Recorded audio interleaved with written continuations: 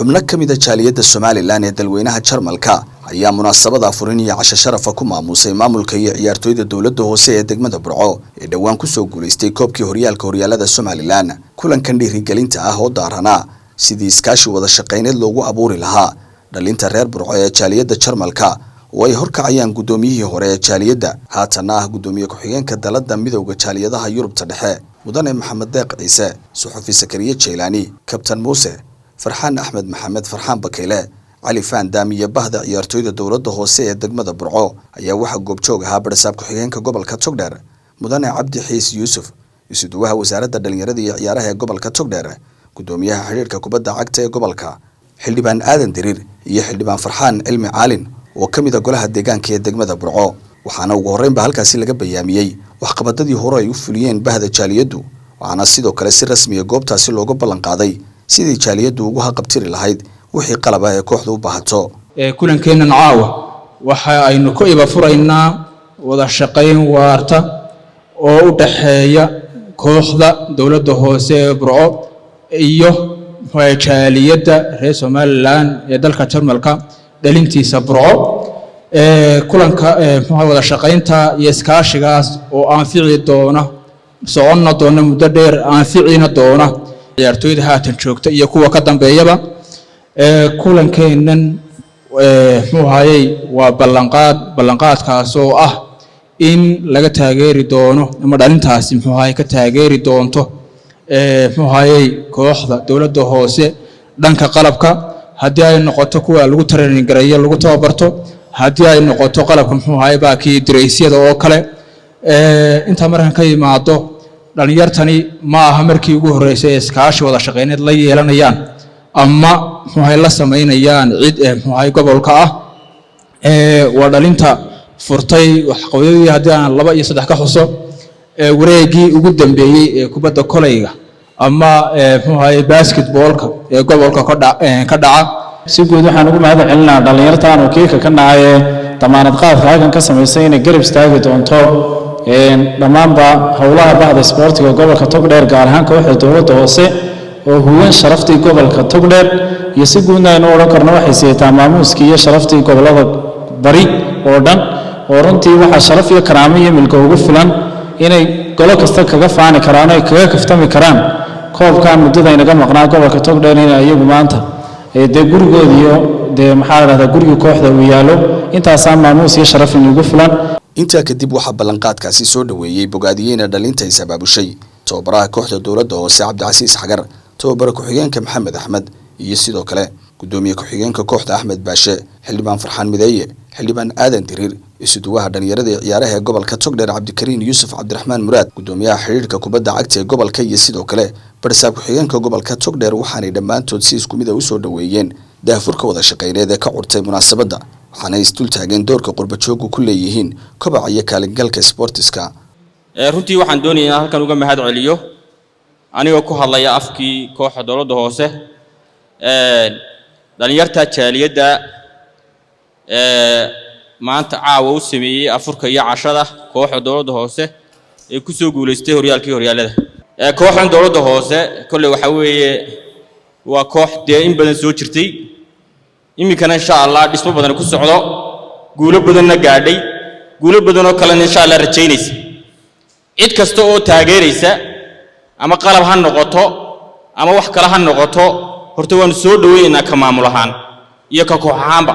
kulli sportsku dhinacyo badan baa laga taageeri karaa, laakiin baahida ugu weyn waa qalabkaas iyo sportskaas iyo dhiirigelintaas. mar labaad iyo mar saddexaad baan u mahad celinayaa. man laa yashkuru الnaas laa yashkuru illaah. qofka aan bilaadanka u mahad celin ilaahayna uma mahad celiyo. marka tan waxa qayb ka tahay inay si buuxda loo garab istaago kooxda gobolka Togdheer gaar ahaan kooxda dawladda hoose, waayo waa koox ballaaran akademiyada leeda ka sii hooseeya oo ay gacanta ku hayso ciyaartoydana ay ka soo qaadato kuwaas oo dhan u baahan in qalab la siiyo in la sii caawiyo. marka qaybta qalabka tan u kaco wax badan bay ka taraysaa kooxda iyo akademiyadeedaba kolley jaaliyaduna jaaliyaddeena jarmalka waad maasayna laba qaybood bay kala yihiin qaybtii qalabka balaqaadkoodii waan haynaa waxaan mar labaad aad ugu mahad celinayaa jaaliyadda jarmalka ee uu hogaaminayo maxamed ciise ee garatay inay soo maamuusaan oo ay ogaadaan sumcadda ay gobolka u soo hooyeen dhalinyartan maanta halkan joogtaa iyagoo jarmal joogana ay garowsadaan runtii aad baa ugaga mahad celinayna inuu mahad celino maxaanku idhahdaa qurba jooggaas ina soo xusay saaxiibkay maxamed ciise uu horkacayo aad iyo aad iyo aad baan uga mahad celinaynaa kolley reer burco haddii jaraale ma yaqaanaan waxyaabaha loo yaqaano sportska weliba boqolkiiba maxaanku idhahdaa 70-60 ganacsatada iyo culummada iyo waayeelka iyo aad uma yaqaanaan waxay u baahan yihiin in dee la dabagalo oo xoogga la saaro qurba joogga ayaa haddii jaraale ciyaartooyga dhiiri geliya waxaan leeyahay waa ku mahadsantiin saaxiibayaal saa dhallinyaradiina u ogaateen oo soo xusteen waan idinka mahad celinaa garab istaagteen dhallinyarada gobolka togdheer sportska siiba kooxda dowladda hoose waana mid aan idiin ognahay nimankaa maanta halkaa kooxda dowladda soo xusay dee kule qaybo kala badanoo ciyaartooy ama ahaan jiray ama dee barca ahaan jiray waa joogaan qurbaha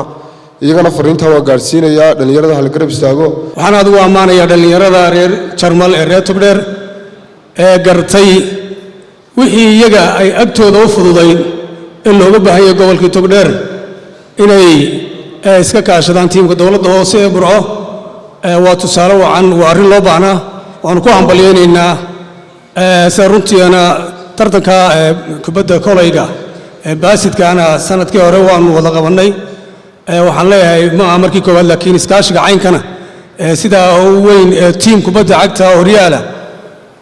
dee la garab istaagayo waa arrin aan soo dhoweynayno waxaan leenahay waa ku mahadsantihiin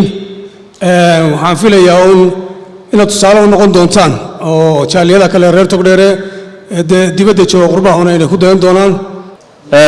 waxaan kula aad ugu mahad celinayaa dhallinyarada reer burco boodhka ku sawiran jaaliyadda jarmalka laacibkii weynaa farxaan faruuriya ka mid yahay muuse dheere ku jiro ninkii loo jiray sakariya saxoofkii sakariya ku jiro ninkii loo odhan jiray maxamed ciise ku jiro waxaan leeyahay aad iyo aad baa u mahadsan tihiin waxaa noo qaadaan afar qof oo sida isku duwaha tababaraha guddoomiyaha kooxda ood yurub oo dhan noo soo marisan haddii ilaahay ka dhigo tababara lagu soo siiyo kulle maalin walba waxaa fiisa u soo saartaan oo aad qaadaan dadaan guul badan keenin waxaan odhan lahaa waxaan idinka codsanaynaa qurba joogta reer yurub ee reer burco inaad ilaa 6 fiisa noo soo saartaan oo laacibiintaad soo marisaan yurub